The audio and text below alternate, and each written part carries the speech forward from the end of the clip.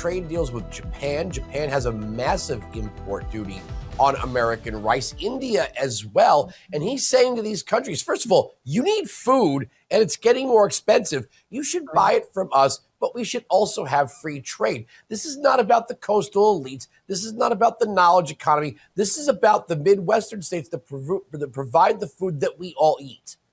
Yeah, absolutely. And we all know that food security is national security.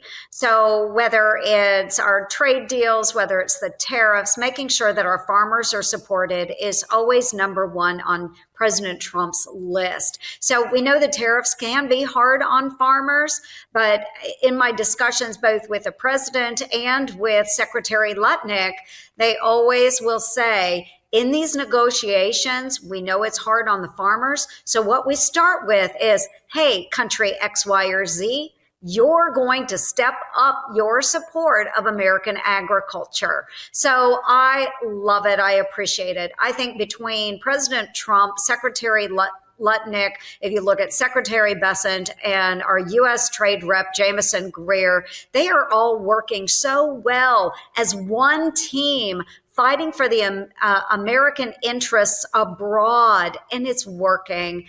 So I'm so thankful that we finally have an administration that's willing to go out on the line and really bring it on home for American farmers and manufacturers. And it just makes our country that much stronger. And I tell you what, those countries aren't complaining because they much would rather deal with the United States of America than the communist parties in China. What does it mean for your state? And it's kind of a rhetorical question, that in the one big beautiful bill, farmers could purchase new equipment and write the total cost off in one tax year. That doesn't mean they got to spread it over payments. That they can get new equipment as needed and write it off right away.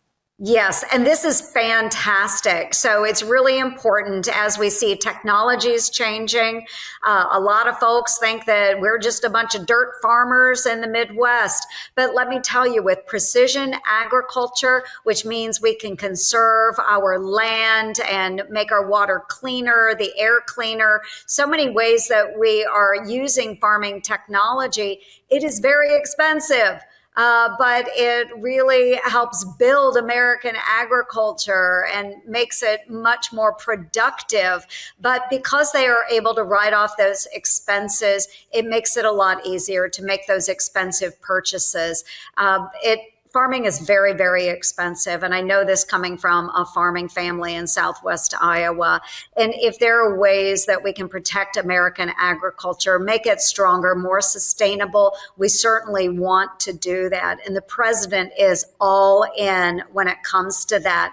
We've also made some of the death taxes that have been imposed upon farmers.